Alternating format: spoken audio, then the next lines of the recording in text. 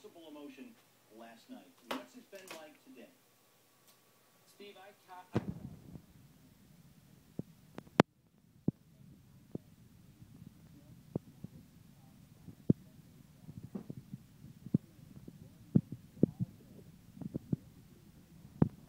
which I told them, I'm 54 years old, I've been covering baseball for 31 years, I've never seen anything like that.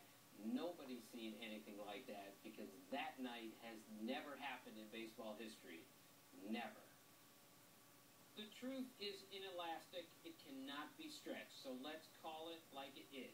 In well over 100 years of Major League Baseball, covering just over 200,000 games, Wednesday night represented the greatest single day of regular season baseball in the game's glorious history.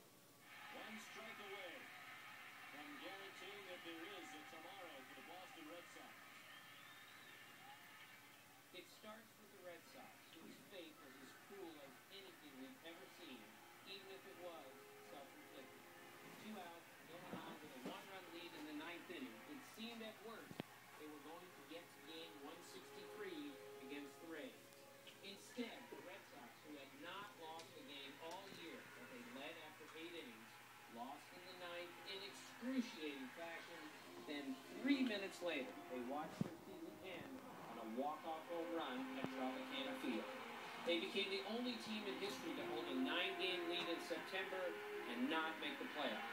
They had the worst September ever, 7-20, by a team that entered the month in first place.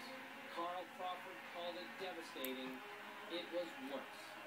Then there are the Braves. They had a 3-2 lead in the 9th inning against arch rival Philadelphia, but lost the lead, then lost the game in 13 innings, marking the 3rd time in the last 20 days that they lost a game that they led in the 9th inning or later. Starting September 2nd, they lost 18 of their final 26 games and tied the National League record for the largest lead in September, 8.5 games, by a team that didn't make it to the playoffs.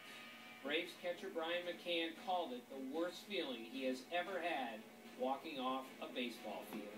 Lost in the concurrent collapses was the comeback of the Cardinals, who came from 8.5 games out in September to the playoffs, and the even more amazing comeback of the Rays, who didn't hold a lead for the first 62 innings of the regular season, but ended it by becoming the first team ever to overcome a 7-run deficit in the final game of the season to qualify for the playoffs.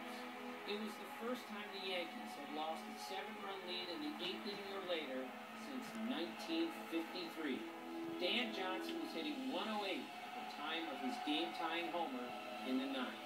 And Evan Longoria joined Bobby Thompson in 1951 as the only players to hit a walk-off homer in the final regular season game to put its team into the playoffs. 3 impossibly great games, all ending in a 25-minute span, the greatest night in regular season history. That was the first time in my memory that a regular season ended on a Wednesday night instead of a Sunday afternoon in competition with NFL football. So maybe we should end every season on a Wednesday night, because there's never been a Wednesday night like that in baseball history. There's never been a night like that in baseball history.